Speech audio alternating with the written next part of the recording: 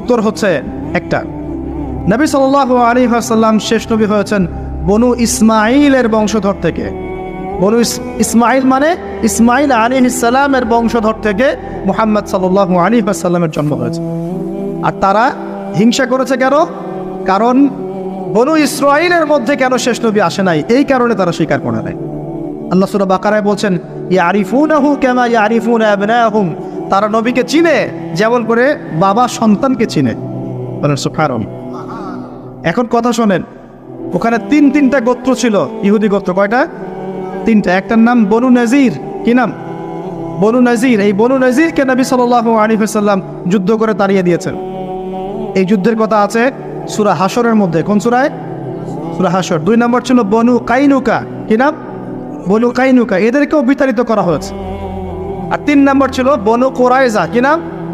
বনু কুরাইজা। এই বনু কুরাইজা চুক্তিবদ্ধ ছিল যে আমাদের সাথে থাকবে, আমাদের বিরুদ্ধে কাউকে হেল্প করবে না। কিন্তু খন্দকের যুদ্ধে ওরা মুশরিকদেরকে হেল্প করেছে, চুক্তি ভঙ্গ করেছে। এই কারণে নবী সাল্লাল্লাহু আলাইহি ওয়াসাল্লাম বনু কুরাইজা আক্রমণ করেছেন, তাদেরকে বিতাড়িত করে দিয়েছেন। আমাদের নবী কি বিনা অপরাধে তাদেরকে বের করে দিয়েছেন? এমন মানুষ তিনি ছিলেন নাকি নিঃসন্দেহে তাদের কোনো না কোনো ফল্ট ছিল? কি ফল্ট ছিল? ফল্ট ছিল এই, তারা মুশরিকদের সাথে, অন্যদের সাথে মিলিত হয়ে ওই মদিনা রাষ্ট্রটাকে ধ্বংস করতে চাচ্ছেন, ঠিক যেমনটা তারা এখন প্যালেস্টাইনে করছে। তো এই কারণে তিনটা বড় বড় গোত্রকে নবী সাল্লাল্লাহু আলাইহি ওয়াসাল্লাম বের করে দিয়েছেন। আরও শোনেন, নবী সাল্লাল্লাহু আলাইহি ওয়াসাল্লাম যখন ইন্তেকাল করছেন, একদম ইন্তেকালের মুহূর্তে তার গায়ে জ্বর, প্রচণ্ড জ্বর, গায়ের তাপমাত্রা বেড়ে গেছে, তাকে গোসল দেয়া হচ্ছে এবং গোসল থেকে উঠে তিনি আবার বেহুশ হয়ে যাচ্ছেন, আবার পানি ঢালা হচ্ছে। এরকম একটা মুমূর্ষ অবস্থায় নবী সাল্লাল্লাহু আলাইহি ওয়াসাল্লাম বলছেন, তোমরা নামাজকে ছেড়ো না, নামাজকে ছেড়ো না। তিনি বলছেন মেয়েদের ব্যাপারে এবং তোমাদের অধীনস্থদের ব্যাপারে সতর্ক থেকো। আরও বলছেন আরব উপদেশ থেকে, আরব উপমহাদেশ থেকে, আরবের জাজিরা থেকে ইহুদিদেরকে বের করে দিও। কখন বলছেন এই কথা? একদম শেষ সময়ের। আরও বলছেন তোমরা আমার কবরকে উপাসনার জায়গা বানিও না, আমার কবরকে সেজদার জায়গা বানিও না। এগুলো তিনি শেষ কথা বলে গেছেন। আর তারা ওদের হাত ধরে, ব্রিটেনের হাত ধরে অটোম্যানদেরকে পরাজিত করে ওই জায়গা দখল করে এই যে বিগত 100 বছর থেকে এখন মুসলিমদের উপর শাসন করতেছে। শেষ কি কথা বলেছে এটা শোনেন। ওরা শেষে বলেছে, এখন গতকালকে নিউজ দেখলাম, তারা বলছে এখন প্যালেস্টাইনিদেরকে দেখলেই গুলি করে মেরে ফেলাবে। কি বুঝতে পারলেন না? এখন এত হাই লেভেলে চলে গেছে ওদের এগ্রেশনটা যে দেখলেই গুলি মেরে দিবে। দেখলেই গুলি মারতে হয় কখন? এটা কি যুদ্ধক্ষেত্র? এটা কি ব্যাটল হচ্ছে? দেখলেই গুলি মারতে হবে শত্রুকে? ও কি শত্রু? যে তার বাড়ি ফিরে যাচ্ছে, যে বলছে যে মসজিদে আকসা আমি নামাজ পড়তে চাই, ওখানে নামাজ পড়ার অধিকার নাই আমার? ওখানে নামাজ পড়ার অধিকার মুসলিমদের নাই? ওটা আমাদের পবিত্র জায়গা না? তো নামাজ পড়তে গেলে তুমি গুলি করে মারি দিবা? আর এইসব বিগার ইস্যুসগুলো বাদ দিয়ে আমরা এগুলো নিয়ে পড়ে থাকবো? কমপক্ষে মুখ দিয়ে তো প্রতিবাদ করতে পারবো, যাতে করে আল্লাহর কাছে আমরা বলতে পারি আল্লাহ মুখ দিয়ে বলেছে। কমপক্ষে হাত দিয়ে পারি নাই, মুখ দিয়ে বলেছে। আর মুখ দিয়ে না পারলে কি করতে হয়? তবে কলবিহি, অন্তর থেকে কি ঘৃণা করতে হয়। তো অন্তর থেকে ঘৃণা করবেন কখন? যখন জানবেন তখন। তো জানাবে কে আপনাকে? যে আপনার সামনে বসে আছে, এ তো আপনাকে দিন শেখাচ্ছে না, আপনাকে সার্কাস শেখাচ্ছে। প্রিয় ভাইয়েরা, সচেতন হন। এই দুনিয়ার জীবনটাকে নিয়ে হেলায় খেলায় নষ্ট করে দিয়েন না। জ্ঞান অর্জন করেন, পরিস্থিতি বোঝেন, আমল বাড়িয়ে দেন, হালাল খান। আর এই যে চিনে কান নিয়েছে এই টাইপের বিষয়ের দিকে যায় না। ইস্যু পাগল হয়েন না, ইস্যু পাগল হয়েন না, আর এই ট্রল পাগল হয়েন না। কনস্ট্রাকটিভ কিছু চিন্তা করেন, কিছু কাজ করেন, সৎ কাজে আদেশ করেন, অসৎ কাজে নিষেধ করেন। নিজেদের দেশের মধ্যে বিশৃঙ্খলা সৃষ্টি করেন না। সবার প্রতি কল্যাণকামী হন। মানুষের কল্যাণকামী হয়ে সবাইকে গঠনমূলকভাবে সত্যটাকে তুলে ধরেন। যার ইচ্ছা হবে সে সত্য স্বীকার করবে ইনশাআল্লাহ, যার ইচ্ছা হবে সে করবে না। অ্যাটলিস্ট আপনি আপনার দায়িত্বটুকু পালন করেন। উম্মাহ মাঝখানে বিভক্তি বাড়িয়ে দিয়েন না, ঐক্যবদ্ধ করার চেষ্টা করেন। না পারেন তাও চুপ থাকেন। ঐক্যবদ্ধ করতে পারছি না, কেউ কথা শুনছে না, চুপ থাকেন। আগুন উস্কে দেওয়ার কি দরকার আছে? দরকার আছে? অ্যাটলিস্ট যা আছে তাও থাক, এটাকে আরো খারাপ করার কি দরকার? প্রত্যেকটা সেক্টরে এই সমস্যা চলছে, টপ টু বটম। আল্লাহ পাক আমাদেরকে বোঝার তৌফিক দান করুন। আমার কথা কষ্ট পাচ্ছেন? পুরো সিচুয়েশন যখন আপনি বুঝতে পারবেন, ধর্ম, সংস্কৃতি, সমাজ, পরিবার, অর্থনীতি এবং রাজনীতি, তখন দেখবেন আপনি ভালো থাকতে পারবেন না। আপনি একা একা ভালো থাকতে পারবেন না। হ্যাঁ, ভালো থাকতে পারবো আমি কীভাবে জানেন? মনে করেন আমি টুকটাক কিছু আর্ন করি, এখন আমি চাল ডাল কিনে বাসায় মজুত করে রাখি, বউ বাচ্চা কাচ্চাকে নিয়ে টুকটাক খাই, মসজিদে যাই আসি, বাস এটা আমার কাজ।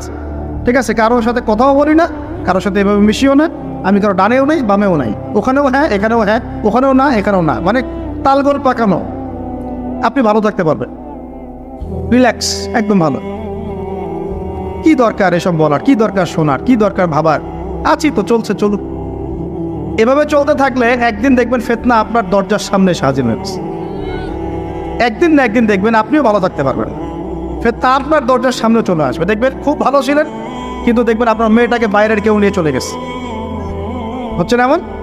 খুব পরেশগার মানুষ, কারো ডানে বামে নাই, কিন্তু পরিবার ইসলাম প্রতিষ্ঠা করতে পারে নাই, মেয়েটা বাইরে চলে গেছে পালায়। ছেলেটা দেখবেন মদের আসরে বসে আছে। ঠিক আছে, নিজের বাচ্চার ভবিষ্যৎ ঠিক নাই, অনেক সমস্যা। শোনেন প্রিয় ভাইরা, নিজে একা একা ফিতনা থেকে বেঁচে থাকা যাবে না। ফিতনা থেকে বেঁচে থাকা যাবে না, দলিল কোরআনেই আছে, ওয়াত্তাকু ফিতনাতান লা তুসিবান্নাল্লাযীনা যালামু মিনকুম খাসসা। আল্লাহ বলছেন তোমরা সেই ফিতনা থেকে বেঁচে থাকো।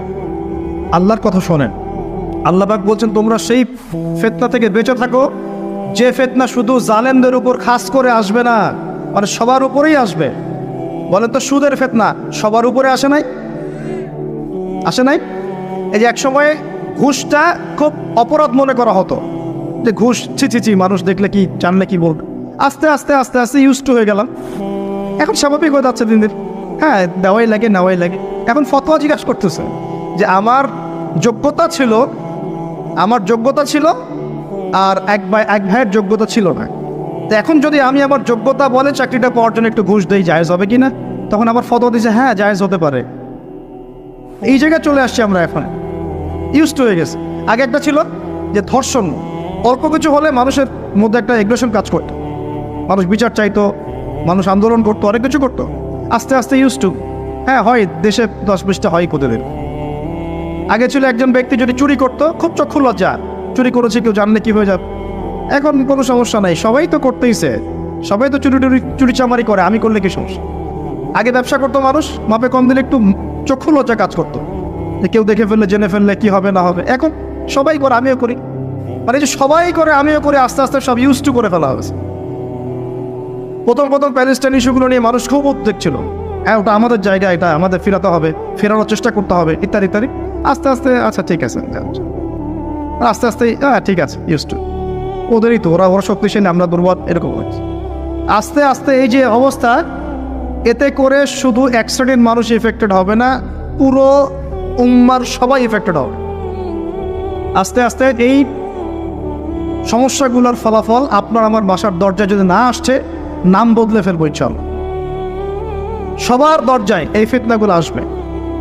এখন আমি একটা হাদিস শুধু আপনাদেরকে বলবো আজকে, এই একটা হাদিস থেকে আমি আলোচনা গুটিয়েও নিব, এবং শেষের দিকে আমি কিছু স্পেশাল নসিহত করব আগামী রমজানের জন্য। কিসের জন্য?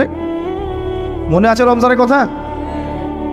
এতটুকু যে আলোচনা শুনলেন তাতে একটা জিনিস আপনার কাছে স্পষ্ট, যে পুরো বিশ্বের প্রেক্ষাপট কিন্তু ভালো না এবং মুসলিমদের অনুকূলে না। এই জায়গায় নাকে তেল দিয়ে সবাই ঘুমিয়ে যাওয়ার ইবাদত করবো, এই সুযোগটা নাই। এখন প্রথমে জ্ঞান অর্জন করতে হবে। কী করতে হবে? জ্ঞান অর্জন, তারপর সচেতনতা, তারপর বেশি বেশি আমল করা, নিজের হায়াতটাকে মূল্যায়ন করা। এরপর দরকার হবে আমার পরিবারটাকে আগে ঠিক করা। কী করা?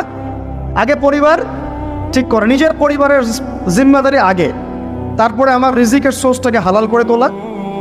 এরপরে আমি আমার সাধ্যমতো সৎ কাজে আদেশ করব, অসৎ কাজে নিষেধ করব, এবং উম্মার মধ্যে বিভক্তি বাড়াবো না, ফিতনা বাড়াবো না, বরং সাধ্য থাকলে, ক্ষমতা থাকলে আমি এখানে প্রবলেম সলভ করার চেষ্টা করব। আর আমরা আপোষে একটা কান্ট্রির মধ্যে একে অপরের সাথে লড়াই সংঘাতে যাব না। যদি যাই তাহলে কি হবে? উভয়ের মাঝখানে ইউনিটি নষ্ট হয়ে যাবে, আমাদের শক্তি কমে যাবে, হাওয়া বেরিয়ে যাবে, যা ভালো আছে ওইটাও থাকবে না। আল্লাহ পাক আমাদের সবাইকে কথাগুলো একটু বোঝার তৌফিক দেন।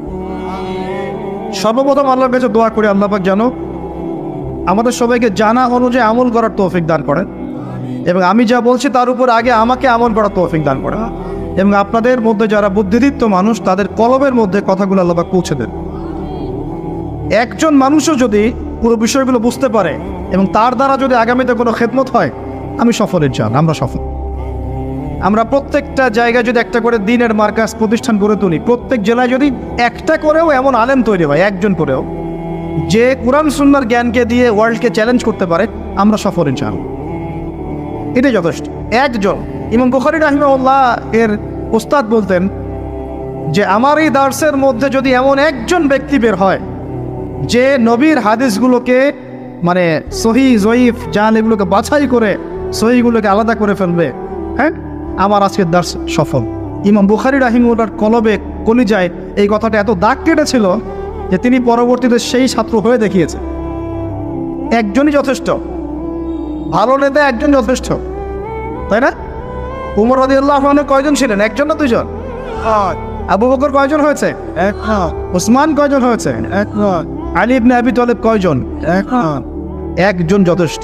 একজন কি পাওয়া যাবে আজকে ইনশাআল্লাহ? যে কথাগুলো বুঝবে এবং আমল করবে, অনেক জ্ঞান অর্জন করবে ইনশাআল্লাহ, আমল করবে, পরিবার করবে, হালাল খাবে এবং সুন্নতের উপর থাকবে, সত্যটাকে সত্য বলে স্পষ্ট করবে, কাউকে ভয় করবে না, মিথ্যাকে মিথ্যা বলে স্পষ্ট করবে, কাউকে ভয় করবে না, ফিতনা বাড়াবে না, কমানোর চেষ্টা করবে, ব্যক্তিত্বশীল হবে, ইসলামকে হাসি ঠাট্টার পাত্র বানাবে না, ব্যক্তিত্ব সম্পন্ন হবে এবং ইনশাআল্লাহ তাআলা সারা জীবনের লক্ষ্য স্থির করবে যে আমার জীবনের লক্ষ্য হচ্ছে আল্লাহর দ্বীনকে প্রচার করা, প্রসার ঘটানো, প্রতিষ্ঠার চেষ্টা করা। একজন পাওয়া যাবে ইনশাআল্লাহ? কে রাজি আছেন বলেন? বাকিরা রাজি নাই? আচ্ছা, আলহামদুলিল্লাহ, আল্লাহ পাক কবুল করুন, বলি আমিন। বিসমিল্লাহির রহমানির রহিম। এবার হাদিসটা শুনেন। নবী সাল্লাল্লাহু আলাইহি ওয়াসাল্লাম বলেছেন, বলেন সাল্লাল্লাহু আলাইহি ওয়াসাল্লাম, নবী সাল্লাল্লাহু আলাইহি ওয়াসাল্লাম বলেছেন, সাবআতুন, 7 শ্রেণীর মানুষ আছে। কয় শ্রেণী? আমার সাথে একটু মনোযোগ দেন, এটা আমাদের লেকচারের মূল জায়গা। 7 শ্রেণীর মানুষ আছে। কত শ্রেণী? সাবআতুন ইউজিল্লুহুমুল্লাহু তাআলা ফি জিল্লিহি, আল্লাহ পাক এই 7 শ্রেণীকে আল্লাহর ছায়ায় ছায়া দিবেন, মানে আল্লাহ পাকের আরশের ছায়ায় ছায়া দিবেন, ইয়াউমা লা জিল্লা ইল্লা জিল্লুহ, যেদিন এই ছায়া ছাড়া অন্য কোনো ছায়া থাকবে না। বলেন সুবহানাল্লাহ। কত শ্রেণী? আমি জানি হাদিসটা আপনারা আগেও শুনেছেন, তা আজকে নতুনভাবে শেখেন। কয় শ্রেণী? 7 শ্রেণী। কোথায় ছায়া পাবে? আরশের ছায়ায়। ওই দিন অন্য কোনো ছায়া থাকবে না। এই ছায়ায় ছায়া পাবে মানে সে কি জান্নাতি না জাহান্নামী? তার কোনো টেনশন হবে? মানে হিসাব নিকাশের টেনশন, কোনো ভয়, কিয়ামতের বিভীষিকা কিচ্ছু নাই। একদম সুকুন, ইতমিনান, একদম নিরাপদ। আচ্ছা, 1 নাম্বার, আগে সিরিয়াল ওয়াইজ বলি, তারপরে আপনাকে বোঝাচ্ছি। 1 নাম্বার হচ্ছেন ইমামুল আদিল। কি নাম? ইমামুন আদিল, মানে ন্যায়পরায়ণ শাসক। ন্যায়পরায়ণ শাসক, রাষ্ট্রের শাসক হতে পারে, সমাজের হতে পারে, পরিবারেরও হতে পারে। যেখানে যে দায়িত্বশীল তাকেই তার দায়িত্বশীল বলা হয়। আচ্ছা, 1 নাম্বার ইমামুন আদিল। 2 নাম্বার ওয়াশাবুন, এই যে তুমি যুবক, ওয়াশাবুন যুবক, নাশা ফি ইবাদাতিল্লাহি তাআলা, যে আল্লাহ পাকের ইবাদতে তার যৌবন বিলিয়ে দিয়েছে। কে সেটা? যুবক না বৃদ্ধ? কি করেছে? আল্লাহর ইবাদতে জীবন যৌবনটাকে বিলিয়ে দিয়েছে। বিলিয়ে দেওয়ার মানে কি? বিলিয়ে দেওয়া মানে কি পার্ট টাইম মুসলিম হওয়া না ফুল টাইম মুসলিম হওয়া? ফুল টাইম মুসলিম। আচ্ছা, সে কি কোরআন হাদিসের অংশ মানবে না পুরোটা মানবে? পুরোটা মান, আলহামদুলিল্লাহ। 3 নাম্বার রাজুলুন, এমন ব্যক্তি, কলবুহু, যার কলব, কলব মানে কি? অন্তর, মুআল্লাকুন ফিল মসজিদ, মসজিদের সাথে অন্তর কি থাকে? ঝুলে থাকে। এটা কি সত্যি সত্যি কলিজা ঝুলে থাকে না টান? কি বোঝানো হচ্ছে? আর মসজিদের সাথে কি টান? ওই যে মোবাইল ফোনের সাথে যেমন হয়েছে আর কি, এখন ওইটাই হয়েছে না মোবাইলের সাথে। এখন রাজুলুন কলবুহু মুআল্লাকুন বিল মোবাইল, এখন হয়েছে এরকম যে এমন ব্যক্তি যার অন্তর কি হয়? মোবাইলের সাথে ঝুলে থাকে, থাকে না? সবার, আমার সহ সবার ফোন সার্চ করলে দেখা যাবে যে আমরা লাস্ট হয়তো 1 ঘন্টা 2 ঘন্টা আগে লাস্ট টাইম আমরা হোয়াটসঅ্যাপ চেক করেছি, ফেসবুক চেক করেছি, আমরা ইউটিউব চেক করেছি। কিন্তু যদি আমল নামা দেখা হয়, দেখা যাবে লাস্ট 1 মাসেও কোরআন চেক করে নাই, লাস্ট 2 মাসেও হাদিসের একটা বই খুলে দেখে নেয়। আল্লাহ পাক আমাদেরকে বোঝার তৌফিক দান করুন, এইরকম খারাপ বদ অভ্যাস থেকে বেরিয়ে আসার তৌফিক দান। এখানে 3 নাম্বার, সেই ব্যক্তি যার কলব কোথায় ঝুলে থাকে? মসজিদে, মানে মসজিদের সাথে টান, জামাতে নামাজ পড়ার ব্যাপারে আগ্রহ থাকে। 4 রজুলান, 2 ব্যক্তি। কয় ব্যক্তি? রজুলানে তাহাব্বানে ফিল্লাহ ইজতামা আলাইহি ওয়া তাফাররাকা আলাইহি, 2 ব্যক্তি যারা আল্লাহর জন্য পরস্পরকে ভালোবাসে, একত্রিত হয় আল্লাহর জন্য, বিচ্ছেদ হয় কার জন্য? আল্লাহর জন্য। আচ্ছা, বুঝাচ্ছে একটু পরে, সিরিয়ালটা বলে নেই। 5 নাম্বার কে? ওয়ারজুলুন, আরেকজন ব্যক্তি। দাঁত হয়ে মুরাআতান, যে ব্যক্তিকে কোনো মহিলা ডাকলো, এখানে ডাকলো মানে আসলে জেনার জন্য কি করলো? ডাকলো। দাঁত হয়ে মুরাআতান যাত মানসাবিন ওয়া জামাল, যে মহিলার সৌন্দর্য আছে, খুবই সুন্দরী এবং উচ্চ বংশের কোনো মহিলা বা মেয়ে ডেকেছে জেনা করার জন্য একজন ব্যক্তিকে, সে বলছে ইন্নী আখাফুল্লাহ, আমি আল্লাহকে ভয় করি। এ কিন্তু যুবক হতে পারে, যুবকদেরকে এরকম বেশি প্রলোভিত করা হয়। 6 ওয়ারজুলুন, আরেকজন ব্যক্তি তাসাদ্দাকা বিসাদাকাতিন, সে সদকা করেছে। কি করেছে? সদকা বা দান সদকা করেছে। হাত্তা লা তা'লামা শিমালুহু মা তুনফিকু ইয়ামিনুহু, এমনকি তার বাম হাত জানে না ডান হাত কি দান করেছে। ঠিক আছে, এত গোপনে সে দান করে যে তার বাম হাত জানে না ডান হাত কি দান করেছে। আর 7 নাম্বার রজুলুন যাকারাল্লাহ খালিয়ান, যে ব্যক্তি আল্লাহকে ডাকে, খালিয়ান মানে গোপনে, নীরবে, নিভৃতে, একাকী আল্লাহকে ডাকে। ফাদাত আইনাহু, তার চোখ দিয়ে টপ টপ করে পানি পড়তে থাকে। কয় শ্রেণী? 7 শ্রেণী। এবার বোঝেন, এটা বোঝার আগে একটু আকাশের দিকে তাকাবেন আজকে বাসায় গিয়ে, বা যেদিন আকাশে ভরপুর তারা উঠবে সেদিন দেখবেন। আকাশে তারা দেখেছেন কখনো? এখন তো সময় নাই, এগুলো মানুষ ব্যস্ত, আকাশের তারা দেখার সময় নেই। আল্লাহ পাক সূরা মুলক পড়তে বলেছেন রাত্রেবেলা, তাই না? সূরা মুলক পড়তে বলেছেন কখন? রাতের বেলা পড়লে কবরের আযাব থেকে বেঁচে থাকবেন ইনশাআল্লাহ। আর ওই সূরাতেই দেখবেন প্রথম পৃষ্ঠাতেই আছে এই মহাকাশ তারকার কথা। আল্লাহ বলছেন তারা দেখো, তারার দিকে তাকাও, আল্লাহর সৃষ্টির দিকে তাকাও, দেখো যে তোমাদের এই আল্লাহর সৃষ্টির মধ্যে তোমরা কোনো খুঁত বের করতে পারো কিনা। দেখো, তাকাই দেখো, বারবার দৃষ্টি ফিরাও, তোমার দৃষ্টি ব্যর্থ হয়ে ফিরে আসবে। সুবহানাল্লাহ। রাতে সূরা মুলক পড়তে বলেছেন, আর তারা কখন ওঠে? আর সেই তারার কথা এই সূরাতেই আছে। মেলাতে পারছেন? সুবহানাল্লাহ, চিন্তা করেছেন? এখন এখান থেকে হাদিসে আসতেছে, আকাশের তারাগুলো দেখবেন, দেখে মনে হবে যে হয়তো বিক্ষিপ্ত হয়ে আছে, আসলে বিক্ষিপ্ত না। প্রত্যেকটা তারার সাথে প্রত্যেকটা তারার একটা গাণিতিক মিল আছে, একটা জ্যামিতিক মিল আছে। তোমরা কি জ্যামিতি পড়ছো না? ত্রিকোণমিতি, পরিমিতি এগুলো পড়ছো না? দেখবা তারা থেকে তারা তুমি চমৎকার কিছু শেপ এবং ম্যাথামেটিক্যাল ফাংশন বের করতে পারো। দূরত্ব, ডিস্টেন্স, এক তারা থেকে এক তারার ডিস্টেন্স, ওই থেকে আরেকটা ডিস্টেন্স, আরেকটা থেকে আরেকটা ডিস্টেন্স, সেম পাবা, সমান পাবা, চোখ দিয়ে দেখতে পারবা। তুমি ছোট পরিসরও দেখতে পারবা যে তারাগুলোর মধ্যে একটা গাণিতিক মিল আছে। আর চোখটাকে যদি বড় করো, আকাশটাকে আরো বড় করো, দেখবা বড় পরিসরও দেখতে পারবে। ঠিক যেমন কোরআনের সূরাগুলো এবং হাদিসগুলোকে যদি এবং কোরআনের সূরাগুলোকে, আয়াতগুলোকে যদি এভাবে তারার মতো করে মেলানো যায়, একটার সাথে আরেকটা, হেদায়েত খুঁজে পাওয়া যায়। কি পাওয়া যায়? ঠিক একইভাবে হাদিসগুলোকে যদি একটার সাথে একটা মেলানো হয়, তখন একটা সুন্দর হেদায়েত বের হয়ে আসে। একটা এক্সাম্পল থেকে বুঝতে পার। ইসলাম, আল্লাহ পাক বলছেন সূরা মাইদার 3 নম্বর আয়াতে ইসলামকে পরিপূর্ণ করেছে। কি করেছে? ইসলামকে পরিপূর্ণ করেছে। আবার আল্লাহ পাক বলছেন সূরা আলে ইমরানে গিয়ে, এই পরিপূর্ণ দিন বাদ দিয়ে কি তোমরা অন্য কোনো দিন তালাশ করছো? আবার আল্লাহ পাক সূরা আলে ইমরানের শুরু থেকে নিয়ে গিয়ে বলছেন এই পরিপূর্ণ দিনই আল্লাহর কাছে একমাত্র দিন। মানে একটার সাথে একটা মেলাবেন, আপনি ডটগুলো মেলালেই আপনি একটা রেজাল্ট পাবেন আর কি, যে কোনো মাসালায়, যে কোনো বিষয়। এখন আসেন এই হাদিসটার দিকে ফোকাস করেন, যেটা বললাম। এখানে যে সিরিয়ালটা বলা হয়েছে, 7 সিরিয়ালের মধ্যে তারার মতো করে আপনাকে একটা মিল সেতু বন্ধন বের করতে হবে। প্রথমে কার কথা বলা হয়েছে? ন্যায়পরায়ণ শাসক। এই ন্যায়পরায়ণ শাসকটাকে আপনি প্রথমে না বুঝে পরে বোঝেন। 2 নম্বরে কার কথা বলা হয়েছে? সেই ব্যক্তি যে তার যৌবন আল্লাহর পথে দিয়েছে, এটাকে আপনি পরে বোঝেন। প্রথমে তুলে নিয়ে আসবেন 3 নম্বরটাকে। কয়টাকে প্রথমে তুলে নিয়ে আসবেন? কোন নম্বরটা? 3 নম্বর। প্রথমে হচ্ছে রাজুলুন কলবুহু মুআল্লাকুন বিল মসজিদ, এমন ব্যক্তি যার হৃদয়ে মসজিদের সাথে ঝুলন্ত থাকে। মানুষের নামাজ ফরজ হয় কত বছর বয়সে? 10 বছর। আচ্ছা, 7 বছর বয়সে তোমরা ছেলেদেরকে নামাজের প্রশিক্ষণ দাও, আর 10 বছর হয়ে গেলে নামাজ না পড়লে পিটাও। তাহলে 10 বছর থেকে নামাজ মোটামুটি ফরজ, ঠিক আছে? তাহলে মানুষ কি আগে শাসক হয় না আগে মুসল্লি হয়? আগে কি হয়? মানুষ আগে মুসল্লি হবে না আগে শাসক? আচ্ছা, তার মানে প্রথমে আমাদেরকে হেদায়েত দিতে হবে, আমাদের সবাইকে 5 ওয়াক্ত নামাজ আগে ঠিক করে পড়তে হবে, ঠিক আছে কথা? রজলুন আমার আপনার অন্তর থাকবে মসজিদের সাথে ঝুলন্ত, মানে আপনি নামাজের ব্যাপারে খুব পাবন্দ হবেন, ইবাদতগুলো আগে ঠিক করবেন। নামাজের পর আরও ইবাদত আছে না, জিকির আজগার তাসবিহ তাহলিল জ্ঞান অর্জন, হ্যাঁ আপনার নফল নামাজ সুন্নত মুস্তাহাব অনেক আমল আছে না, এই আমলগুলো হলো আগে। এরপর এই আমলগুলো করার সবচেয়ে সেরা সময় কোনটা? কিশোর বয়স, যৌবনকাল না বার্ধক্য? এই আমলগুলো করার সবচেয়ে উত্তম টাইম কোনটা? কখন সবচেয়ে বেশি শক্তি থাকে, সামর্থ্য থাকে, এনথুজিয়াজম থাকে, কখন, কোন সময়? এবার আপনি 2 নম্বরটা নেবেন, ওই ব্যক্তি যে তার যৌবন আল্লাহর পথে বিলিয়ে দিয়েছে।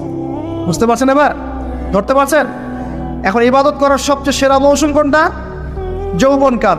এই যৌবনকালটাকে আল্লাহর পথে বিলিয়ে দেওয়া মানে পুরো যৌবনকাল জুড়ে আপনাকে আল্লাহর জন্য ইবাদতগুলো করতে হবে। পারা যাবে ইনশাল্লাহ? এটা হলো আল্লাহর জন্য যৌবন উৎসর্গ করার ব্যাখ্যা। এবার আসেন, যৌবনকালের সবচেয়ে বড় ফেতনা কোনটা? চরিত্র ঠিক রাখা। কোনটা? কথা বুঝতে পারছেন না? এই তো সবাই যুবক, যৌবনকালের সবচেয়ে বেশি সমস্যা হয় কিসে? চোখে। কিসে? চোখে, লজ্জাস্থানে, চোখে, চরিত্রে। এটা স্বাভাবিক। আমরাও যুবক, যৌবনকালে সবচেয়ে বেশি প্রবলেম হয় কিসে? মেয়েদেরকে নিয়ে, চোখের সমস্যা, মনের সমস্যা, চরিত্র হেফাজতের সমস্যা।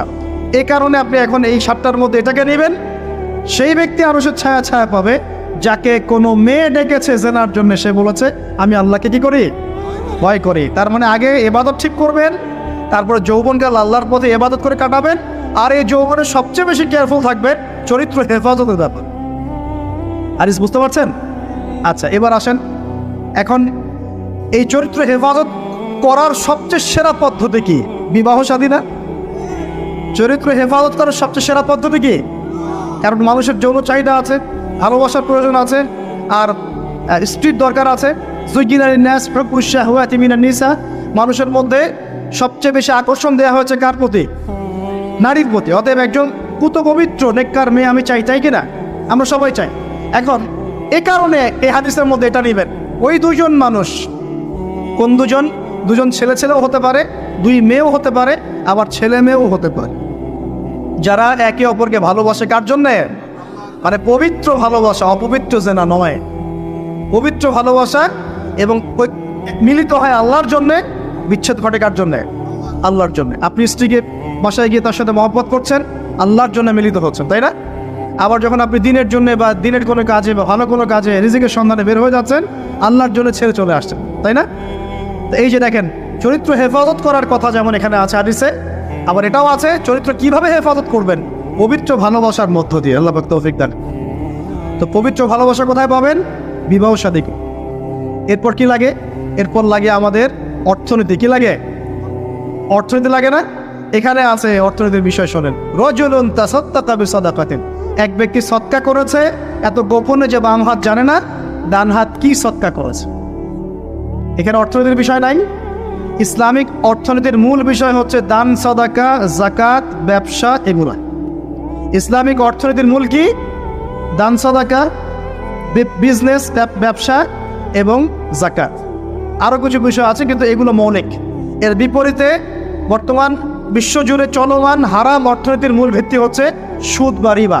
সুদ বা রিবা। কোনটা হালাল কোনটা হারাম? সুদ হালাল নাকি ইসলামিক বিষয়গুলো হালাল? এখানে এই হাদিসের মধ্যে আপনি অর্থনীতি পেয়েছেন না? তার মানে পরিবার গঠন করার পরে আপনাকে হালাল অর্থনীতির মধ্যে থাকতে হবে, এবং দান সদকা হচ্ছে ইসলামিক অর্থনীতির একটা বেস। এই অংশটুকু আমি শেষে আরেকবার অল্প করে ব্যাখ্যা করবো, আগে শেষ করে দেই। এটা হলো 5। 6 নাম্বার, তাহলে দুনিয়াতে চলার জন্য অর্থনীতির সাথে আর কি সম্পৃক্ত? রাজনীতি। কি সম্পৃক্ত? রাজনীতি। এই কারণে এখানে বলা হচ্ছে ইমামুন আদেল, ন্যায়পরায়ণ শাসক। যদি ন্যায়পরায়ণ শাসক চলে আসে, তাহলে একটা পুরো দেশ সমাজ এক আল্লাহর বিধান অনুযায়ী চলবে না, সবাই ভালো থাকবে না, সবার জীবনযাত্রার মান নিশ্চিত হবে না, জুলুমের ভিত্তিগুলো উপরে যাবে না, এবং সবাই দুনিয়াতেও সফল, পরকালেও সফল হবে কিনা। এই কারণে বলা হচ্ছে ন্যায়পরায়ণ শাসক, আরো ছায়া ছায়া পাবে।